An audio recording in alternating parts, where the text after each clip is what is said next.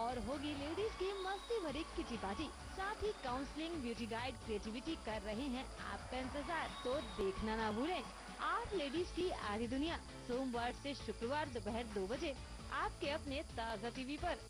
This program is brought to you by Link Twin, the ball pen with pencil. कहिए बिंदास। तो बताइए बिंदास बोल पर आप क्या कहना चाहते हैं? रहिए बिंदास और लाइव शो के जरिए आपको मिलेंगे news fans and fashion fundas. और बोलिए बिंदास, मैं आपके साथ करूंगी बिंदास स्टाइल में कुछ चटपटी बातें, क्योंकि ये है बिंदास बोल। प्यार का इजहार या गलती का इकरार, होंगी बातें दिल से दिल तक। टीवी की दुनिया का अनोखा live show. Blue blood, red blood, blue blood, red blood. अगर आप कर सकते हैं टंग ट्विस्टर को क्रैक, तो जुड़िए हमारे साथ बिंदास बोल में, जहां आप कर सकते हैं दिल खोल के बातें। तो नाराज हैं आपके दोस्त और आप मनाना चाहते हैं, तो बताइए कैसे मनाएंगे आप? तो जुड़िए बिंदास बोल से सोमवार से शुक्रवार शाम 6 से 7 आपके अपने ताज़ा टीवी पर।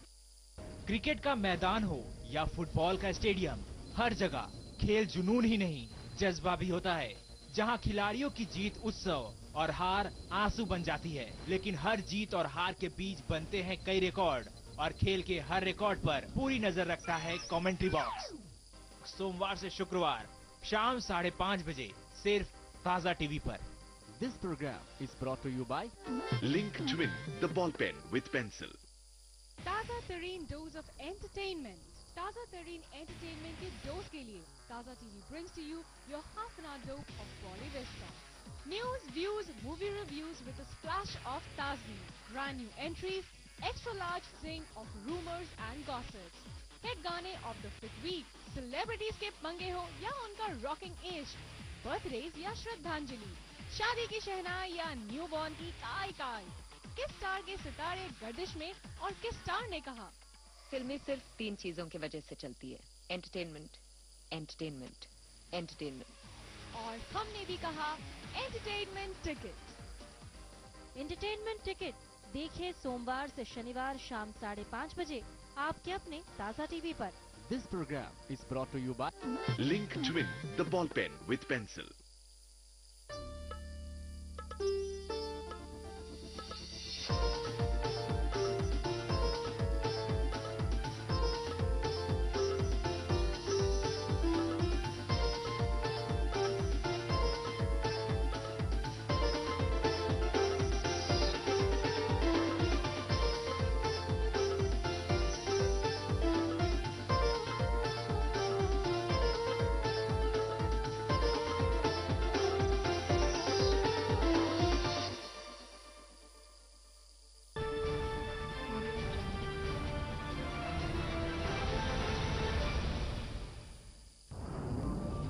संसद में हंगामे को लेकर विपक्ष में फूट। मुलायम सिंह ने राहुल से पूछा, हंगामे का कारण तो बताओ। सर्वदलीय बैठक में नहीं पहुंची सोनिया।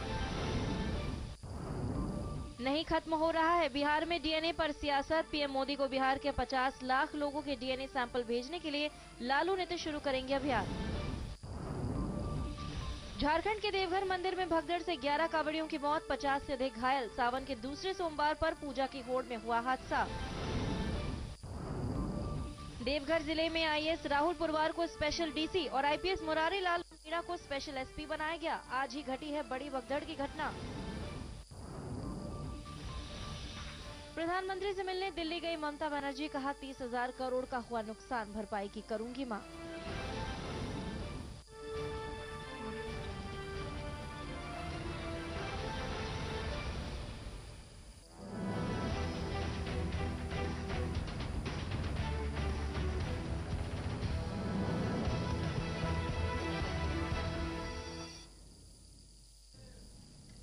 नमस्कार, ताज़ा टीवी के इस बुलेटिन में आप सभी का स्वागत है। आपके साथ मैं हूं प्रीति।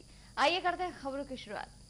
विश्व प्रसिद्ध बाबा वैद्यनाथ मंदिर में सोमवार के अहले सुबह भगदड़ मच जाने से 11 कांवरियों की मौत हो गई और 50 से भी अधिक घायल हो गए, जिनका इलाज देवघर सदर अस्पताल में चल रहा है। बताया जा रहा है कि घायलों में ज्यादातर नेपाल और उत्तर प्रदेश के निवासी हैं।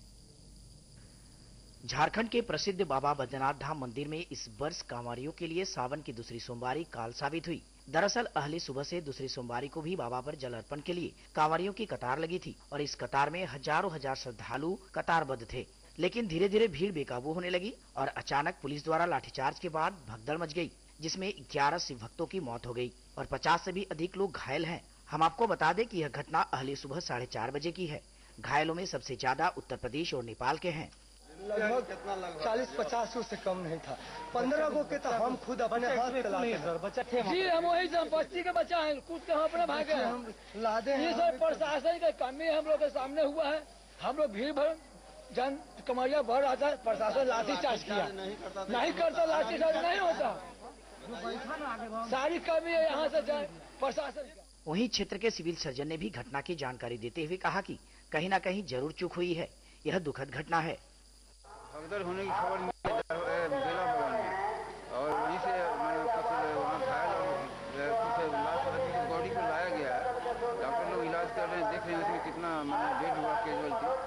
ये 6 से 8 में होने की संभावना है, लेकिन कन्फर्म नहीं कर सकते हैं। डॉक्टर सब जो है हमारे ड्यूटी पर लग गए हैं, एम्बुलेंस हमारे दौड़ रहे हैं। लगभग कितने कैजुअल्टी हुए हैं सर? अभी एग्जैक्ट हम नंबर नहीं बता सकते हैं, लेकिन कुछ कैजुअल्टी हुआ है। और घटना की सूचना मिलते ही मुख्यमंत्री रघुवर दास ने शोक व्यक्त करते हुए मामले की जांच का आदेश दे दिया है। वहीं घटना में मारे गए मृतक के परिजनों को 2-2 लाख रुपए और घायलों को 50-50 हजार रुपए देने की घोषणा भी की गई। दूसरी तरफ केंद्र सरकार ने भी इस मामले को गंभीरता से लेते हुए पूरे मामले की जांच करवा केंद्र को रिपोर्ट सौंपने का आदेश दिया है। देवघर के बेलबगान हादसा पर मुख्यमंत्री रघुवर दास ने गहरा दुख जताया है। देवघर में गृह सचिव NN पांडे, ADG SN प्रधान और मुरारी लाल मीणा कैंप कर राहत कार्य की निगरानी कर रहे हैं। मुख्यमंत्री ने बेहतर इलाज के लिए निर्देश जारी करते हुए मारे गए लोगों के परिवार को 2-2 लाख रुपए मुआवजा के साथ ही घायलों के इलाज के लिए 50-50 हजार रुपया तत्काल देने की घोषणा की है। फिलहाल इस हादसे में 11 लोगों के मारे जाने की पुष्टि हो चुकी है, वहीं 50 से ज्यादा लोग घायल हुए हैं। इस हादसे की गंभीरता को देखते हुए मुख्यमंत्री रघुवर दास ने प्रधानमंत्री नरेंद्र मोदी को सूचित किया है और गृह सचिव राजनाथ सिंह ने भी इस तरह के हादसे को रोकने के लिए देवघर में रैपिड एक्शन फोर्स की तैनाती के निर्देश दिए हैं और राज्य सरकार ने देवघर में स्पेशल DC राहुल पुरवार की प्रतिनियुक्ति की है। वहीं स्पेशल SP के रूप में मुरारी लाल मीणा की प्रतिनियुक्ति की गई है। केंद्र सरकार ने भी इस मामले में गहरी संवेदना प्रकट की है। घटना बहुत ही दुखद घटना है, मैं शोक व्यक्त करता हूं और आदरणीय प्रधानमंत्री जी ने भी सुबह सुबह फोन करके पूरी घटना की जानकारी ली है और हमने एक high level committee home secretary के दस्ता में भी बना दी है जो पूरी इस दुखित घटना की जांच करके रिपोर्ट सरकार को सबमिट करेगी। सरकार ने तत्काल ही जो मृत कांवरिया है उन्हें 2 लाख रुपया और घायल कांवरियों को 50,000 रुपया देने की घोषणा की। इसके साथ साथ जो घायल कांवरिया हैं जिसमें अधिकांश को हल्की फुल्की चोट लगी है, जो काफ़ी लोग हॉस्पिटल से डिस्चार्ज भी हो गए, 2-3 लोग तो थोड़ा सा चोट ज़्यादा लेकिन आउट ऑफ डेंजर है। हमने वहाँ हमारे जो मंत्री राज परिवार जी है, हमारे विधायक नारायण दास जी हैं, उनको हमने इंस्ट्रक्शन दिया आप हॉस्पिटल पर ही रहो और ज़रूरत पड़ी तो अन्यंत्र उन्हें ले जाना पड़े तो त्वरित व्यवस्था करके अन्यंत्र कांवरियों को ले जाए ताकि अच्छी व्यवस्था दे। और अभी मंदिर परिसर में कतारबद्ध होके लोग जल चढ़ा रहे हैं, पूरी वहाँ व्यवस्था व्यवस्थित है। ये दुखद घटना हो गई, नहीं होनी चाहिए थी और मैं सभी कांवरियों से अपील करूंगा कि शांतिपूर्ण ढंग से भगवान शिव की आराधना करें। काफ़ी लाखों की संख्या में कांवरिया पहुंचे हुए हैं, तो हर कांवरिया अच्छे ढंग से जलाभिषेक करे। हमारी सरकार, हमारा प्रशासन पूरी व्यवस्थित करने का काम करेगी। कमेटी हमने हाई लेवल कमेटी के होम सेक्रेटरी के दस्ता में बना दी। अब जो भी कमी खामियां हैं वो कमेटी की रिपोर्ट आने के बाद ही उस पर सरकार अध्ययन करेगी। पीएम ने क्या बात? पीएम ने भी शोक व्यवस्था की और उन्होंने कहा व्यवस्था और ठीक करो। कहीं ना कहीं चूक बना दी, अब कमेटी को आने दीजिए रिपोर्ट।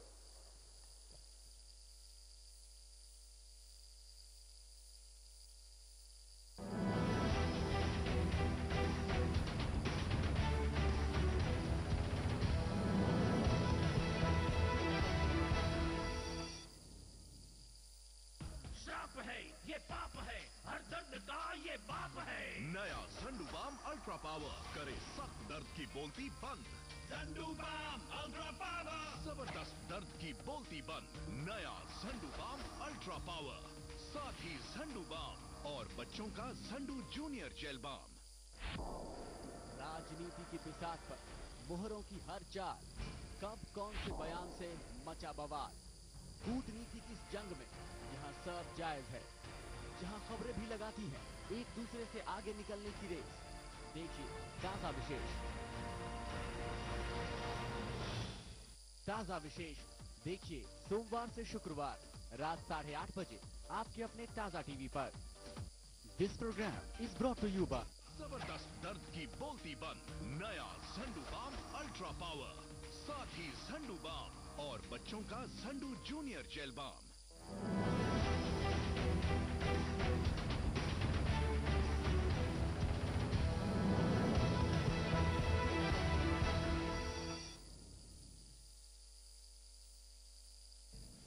और ब्रेक के बाद एक बार फिर से आप सभी का स्वागत है। तो बढ़ते हैं कुछ और खबरों के साथ। और इस वक्त जमशेदपुर से एक बड़ी खबर आ रही है। आपको बता दूं कि सीओ संजय पांडे की पिटाई की गई है। लोगों ने कार्यालय में घुसकर पीटा है उन्हें। पोटका प्रखंड के सीओ है संजय पांडे। संजय पांडे गंभीर रूप से घायल हो गया इस पिटाई में। इलाज के लिए अस्पताल ले जाया गया है। जमीन विवाद के मामले पर उनके साथ मारपीट हुई है।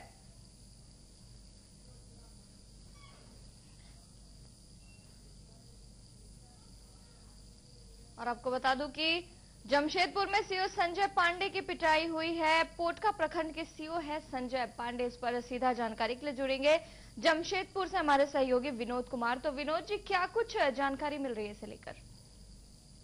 16 एकड़ जमीन का मामला था, जो कि 12 बजे की यह घटना है। जो 2 पक्ष के लोग आए थे, आज मीटिंग होना था अंचल अधिकारी के कार्यालय में, लेकिन कुछ सुनी होने के कारण सीओ संजय पांडे को ही लोगों ने अपना शिकार बना लिया और जंत कार्यालय के अंदर पीटा गया है। और फिर संजय पांडे के जो हाथ की जो उंगली है उसके हाथ फ्रैक्चर हो गए हैं और उन्हें हॉस्पिटल में भर्ती कराया गया। लेकिन मामला यदि बात करें कि दोनों पक्ष के खिलाफ संजय पांडे ने पोटका थाने में मामला दर्ज कराया है और आरोपी को पुलिस ने गिरफ्तार के लिए धरपकड़ कर दी है। जी इस वक्त संजय पांडे की हालत क्या कुछ बताई जा रही है? जी अभी फिलहाल संजय पांडे अभी खतरे से बाहर हैं, लेकिन जो उनको जो अंदरूनी जो चोट लगी है, जो दोनों पक्ष के लोग जो पिटाई किए हैं तो उन्होंने काफी गंभीर रूप से घायल हुए थे। अभी फिलहाल डॉक्टर उनको राहत दिए हैं कि अभी 2 दिन तक अब काम ना करें। लेकिन जिस तरह आज ये गुंडागर्दी हुई है, एक अधिकारी को जो पीटा गया है, इसी एक मैंने प्रशासन को बहुत बुरा लगा है और प्रशासन के लोग भी कार्रवाई करने के लिए आगे आ रहे हैं। जी जैसा कि जो मालूम पड़ रहा है कि कार्यालय में घुसकर लोगों ने उन्हें पीटा है, तो क्या उस वक्त कार्यालय में कोई भी सिक्योरिटी नहीं थी? जी सिक्योरिटी थी। कम से कम पोटका प्रखंड मुख्यालय में करीबन 10 सिक्योरिटी है, जो कि यूनिफॉर्म ड्रेस में रहते हैं। लेकिन लोगों की हुजूम इतना था, करीबन 20 की संख्या में लोग थे और अचानक लोग जो वार्तालाप होने लगा तो उस समय कोई भी अधिकारी नहीं थे, लेकिन खाली बस संजय पांडे ही थे। तब अचानक हमला अचानक बोल दिया गया और दम पिटाई हो गई। बाद में सिक्योरिटी आए, फिर कुछ लोगों को पकड़े हैं और कुछ लोग फरार हो गए। लेकिन बताया जा रहा है कि 16 एकड़ जमीन का जो विवाद था रसून चौका था, पिछले 5 सालों से लोग परेशान थे और कई लोग आज कल कर रहे थे। जी विनोद जी, आगे की क्या कुछ कार्रवाई की जा रही है? जी हमारी बात अभी ऐसे जमशेदपुर के जब एसपी ग्रामीण एसपी से हमारी फोन लाइन पे जब बात हुई तो उनका साफ तौर पर कहना है कि पूरे मामले पर अभी कार्रवाई हो रही है और पुलिस के द्वारा छापेमारी चल रही है। जो भी आरोपी है उन्हें बख्शा नहीं जाएगा और एक कार्यालय के में घुस के मारपीट करना और सरकारी काम में बाधा करना कहीं न कहीं पूरे मामले का सवाल खड़ा करता है। जी चलिए, तमाम जानकारी के लिए बहुत बहुत धन्यवाद विनोद जी आपका। तो जमशेदपुर की घटना है ये, सीओ संजय पांडे की पिटाई की गई है। लोगों ने कार्यालय में घुसकर पीटा है उन्हें। पोटका प्रखंड के सीओ हैं संजय पांडे। संजय पांडे की हालत इस वक्त गंभीर बताई जा रही है। इलाज के लिए उन्हें अस्पताल ले जाया गया है। वहीं आपको बता दूं कि जमीन विवाद के मामले में उनके साथ यह मारपीट हुई है। अब आइए रुक करते हैं अगली खबर की ओर। देवघर घटना पर प्रत्यक्षदर्शियों ने कहा कि भीड़ को नियंत्रित करने के लिए पुलिस ने लाठीचार्ज किया, जिसके बाद यह घटना घटी। लेकिन राज्य पुलिस के प्रवक्ता सह एडीजी एसएन प्रधान ने इस बात का खंडन किया है। उन्होंने कहा कि पुलिस द्वारा कोई लाठीचार्ज नहीं किया गया, बल्कि मंदिर का पट खुलते ही कतारबद्ध खड़े लोग दौड़ने लगे, जिसके कारण यह घटना घटी। जो खबर मिली है और एसपी और डीआईजी साहब ने हम लोगों को सूचित किया है वो ये है कि 4:15 के आसपास जो कतार लगी हुई थी, लोग सोए ही हुए थे और ये खबर आई कि मंदिर के पट खुल गए हैं, सरकारी पूजा खत्म हो गई और पब्लिक के लिए खुल गया है पट। तो इसी में अफवाहन जो है एक तरह से भगदड़ मची, कुछ लोग अपना लाइन तोड़कर आगे बढ़ने की कोशिश करने लगे। तो जैसे ही कोशिश हुई, जो होता है ट्रिगर हो गया एक तरह से, बाकी क्राउड भी आगे बढ़ने की कोशिश करने लगा। उसी में कुछ लोग जो गिर गए तो चंद मिनटों में ही उनके ऊपर लोग भागकर चले गए और इससे जो ये दुखद घटना हो गई, जिसमें कि जो अभी खबर मिल रही है 9 पुरुष और 1 महिला के मौत होने की बात है और लगभग 20 लोग घायल हुए हैं, जिसमें से करीब 4-5 लोग तो फर्स्ट एड करा के अस्पताल से चले भी गए हैं और 15 लोग जो हैं वो आउट ऑफ डेंजर है। सर, ये बताया जा रहा है काफी क्राउड काफी था और पुलिस ने लाठीचार्ज करने की भी बात आ रही है, जिसके कारण भगदड़ मची। बिल्कुल लाठीचार्ज नहीं हुई है। एक सिरे से मैं इस बात को खारिज करता हूं। किसी तरह की लाठीचार्ज की बात ही नहीं थी। 4:15 का वक्त था। जैसा कि मैंने कहा कि लोग जो है बिना सोचे समझे अपने लाइन को, कतार को तोड़कर जो सो रहे थे वो भी उठकर भागने लगे और इसमें जो सो रहे थे हो सकता है वो लोग भी चपेट में आ गए हों, क्योंकि लोग भगदड़ अगर मचती है इस तरह की भीड़ में और पीछे से और भीड़ आती है तो ऐसी बात रहती है कि लोग अगर सोए हुए हैं या गिर जाते हैं तो उनके ऊपर से क्राउड भागने की कोशिश करता है, जिससे ऐसी ट्रेजेडी हो जाती है। और देवघर से बीजेपी सांसद निशिकांत दुबे ने झारखंड और केंद्र में अपनी ही पार्टी को मंदिर में अव्यवस्था के लिए जिम्मेदार ठहराया। उन्होंने कहा कि वो कई बार कह चुके हैं कि मंदिर में श्रद्धालुओं की सुरक्षा व्यवस्था के लिए मूलभूत सुविधाएं मुहैया कराई जाए, लेकिन इसके लिए फंड नहीं दिए जा रहे हैं। राज्य और केंद्र सरकार को इस बारे में सोचना चाहिए। मैं और कृषि मंत्री जो है रात भर जगकर इस व्यवस्था का जायजा ले रहे थे, क्योंकि प्रत्येक सोमवार को इतनी भीड़ होती है और प्रत्येक साल भीड़ होती है। कोई नई बात नहीं है कि आज इतनी भीड़ हो गई। उसमें 2-3 बातें मैं स्पष्ट कर दूं कि यह मंदिर के अंदर की कोई घटना नहीं है।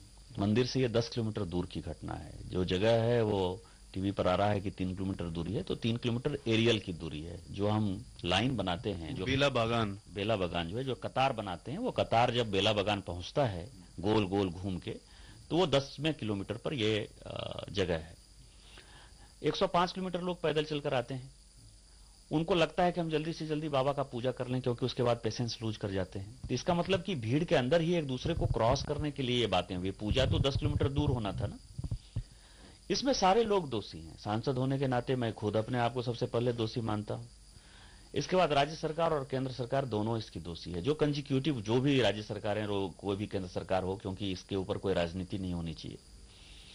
मुझे पहले से अंदाजा था कि इस तरह की घटना आज नहीं कल होगी, और लगातार जब मैं यहां सांसद बना तो हमने यहां क्यू कॉम्प्लेक्स पास कराया। 2012 में उसका पैसा भी चला गया और 2013 में राष्ट्रपति महोदय ने उसका शिलान्यास भी कर दिया।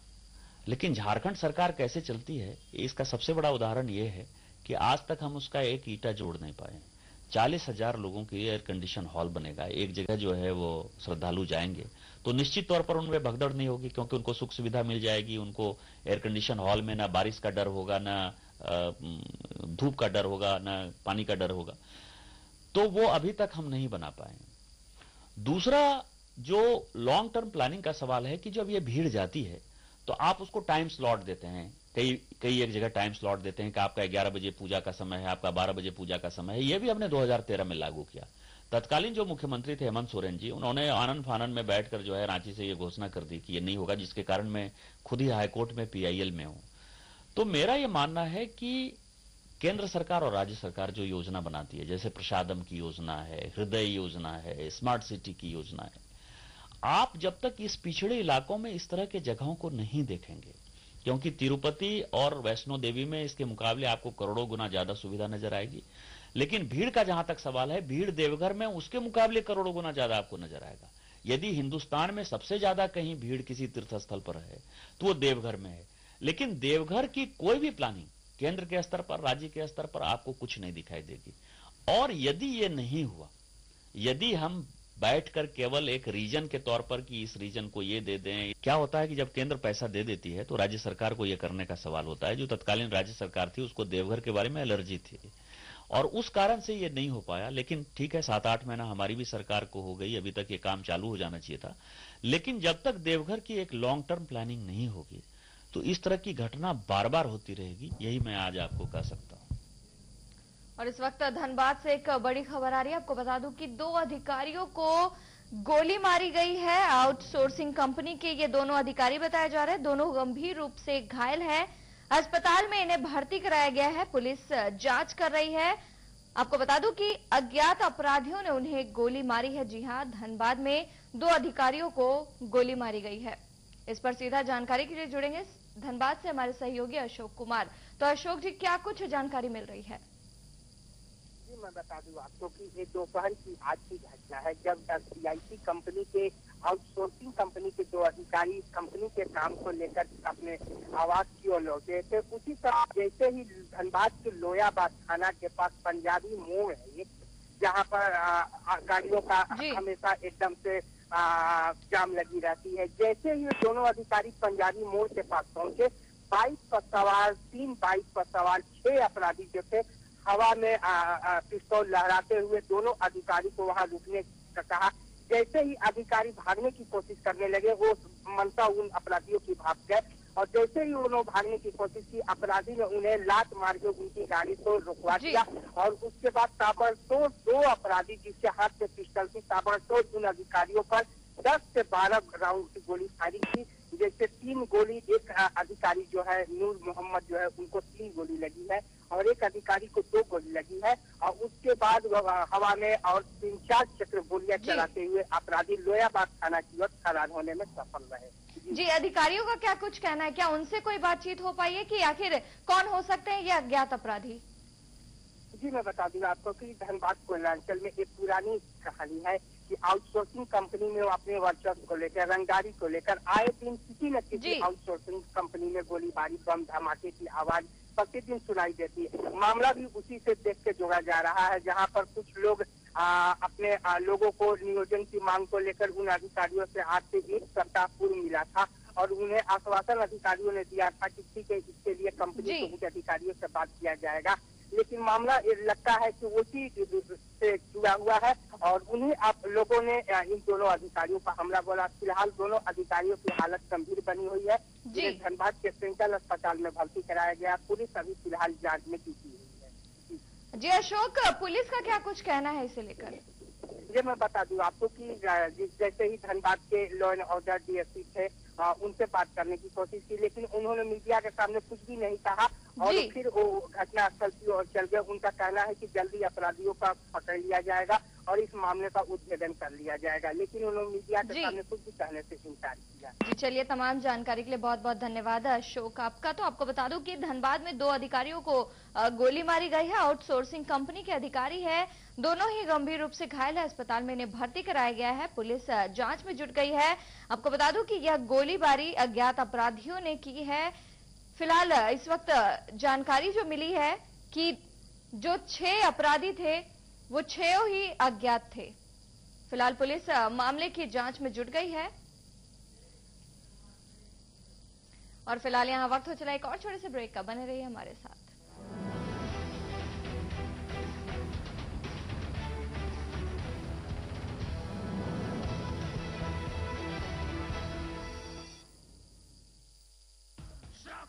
ये पाप है, हर दर्द का ये बाप है। नया झंडूबाम अल्ट्रा पावर करे सख्त दर्द की बोलती बंद।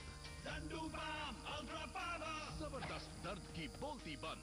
नया झंडूबाम अल्ट्रा पावर, साथ ही झंडूबाम और बच्चों का झंडू जूनियर जेल बाम। सांस की तकलीफ, कब्जियत, बवासीर, चेहरे पर मुहासे, सनबर्न, झाइयों के दाग, घुटने में दर्द, कमर दर्द, जोड़ों का दर्द, साइनस की किसी भी समस्या से मुक्ति पाने के लिए रोजाना देखें रंगोली आयुर्वेद अनुसंधान।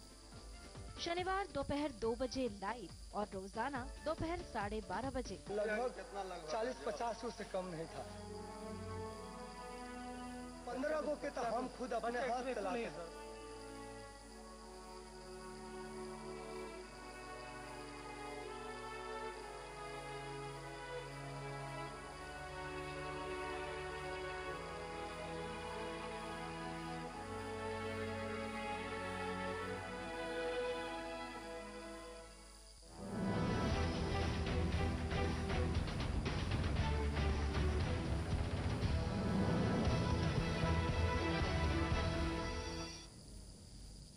और ब्रेक के बाद एक बार फिर से आप सभी का स्वागत है। तो बढ़ते हैं कुछ और खबरों के साथ।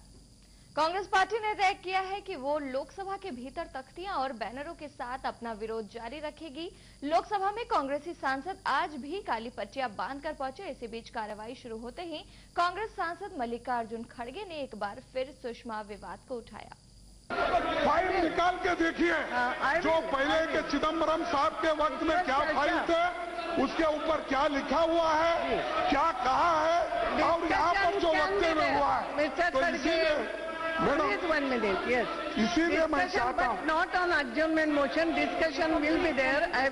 इसीलिए मैं चाहता हूँ कि ऐसा अपना जो अधिकार का दुरुपयोग करके उन्होंने यहाँ पर बात करने की कोशिश की, सफाई देने की कोशिश की, ये अच्छा नहीं है। और खास करके उन्होंने जो सपोर्ट किया है मानवीयता के आधार पर नहीं, ह्यूमैनिटेरियन ग्राउंड पे नहीं, उनके और उनके संबंध थे, ये एक कमर्शियल बोलिए या उनके संबंध थे, तो उसके वजह से उन्होंने किया। तो वहीं सपा मुखिया और सांसद मुलायम सिंह यादव ने कहा कि वो चाहते हैं कि सदन की कार्यवाही चले, कि सदन चले, और ये ज्यादा दिन तक ऐसा नहीं होना चाहिए। मैं इस पक्ष में हूँ जी। कृपा करके मेरी एक आपसे प्रार्थना है, हमेशा स्पीकर चाहता तो बंद हो जाता, बुला लिए इनको, हमें सबको बुला लिए, अभी बंद हो जाएगा। जब बुलाती ही नहीं आप, बुलाया है, आप सबको बुलाया है। आप इनके नेताओं को मुझे बुला लीजिए, उधर के नेताओं को बुला लीजिए, अभी बात हो जाए। क्या आपकी जिम्मेदारी है? मैं अभी हाउस एडजर्न करती हूँ, और खड़गे जी आने को अगर तैयार है अंदर, मैं आप सबको बुला लूंगी। अभी पूछिए, लेकिन बिकॉज मैंने सभी आपके लीडर्स की बैठक ले चुकी हूँ। I am ready to discuss, no problem.